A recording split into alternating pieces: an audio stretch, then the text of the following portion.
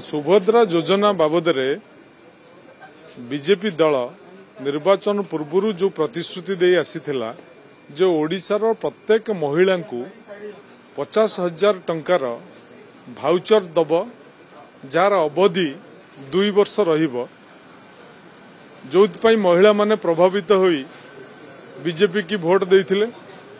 BJP सरकार को आसिला परे संपूर्ण महिला मानकू ओडिशार माँ मानकू बीजेपी दल ठकीची। एइति ठकीची जे जदि आपण संख्या को जिबे चाले आम लोक संख्या 4 कोटी रु ऊर्ध्व 4 कोटी 50 लाख पर्यंत लोक संख्या सितरु महिला मानक संख्या आपातत 2 कोटी 25 लाख टंका हबो 25 लाख पर्यंत हबो। वर्तमान सरकार जो एसओपी कले से एसओपी रे कले 21 वर्ष रु 60 वर्ष भीतर महिला स्वच्छल वर्गर महिला मानक सितरे बाद देले तेणु याकू हिसाब कले आपातत 70 लाख महिला इथरे उपकृत हेबे।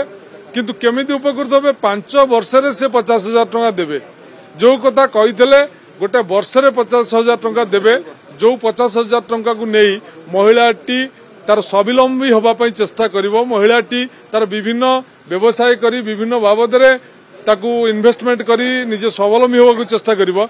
वर्तमान वर्ष को 10,000 टंका 2टा किस्ती रे 5,000 टंका देबे ताकू जदी हिसाब करिवे मासु को 800 टंका पइला जो 800 टंकाटा कि तेल लुण रे भासी जीवो महिलाटी केते दूर स्वावलंबी हो पारिबो ताकू ओडिशार जनसाधारण चिंता करिवे। वास्तव में बीजेपी दल प्रत्येक क्षेत्र में प्रतिश्रुति ओहरी जाई लोकंकु भंडेइची लोकंक कतरे ठकामी करची लोकंक कतरे मिछ कहिची। सुनंतु एकमात्र नेता भारत वर्ष रे होचंदी नवीन पटनायक जहांक सरकार समय रे महिला माने संपूर्ण अधिकार पाइचंती महिला माने स्वावलंबी होइचंती महिला माने सम्मान पाइचंती एवं महिला मानक क्षेत्र पई 35% रिजर्वेशन कार्यकारी करिसंती।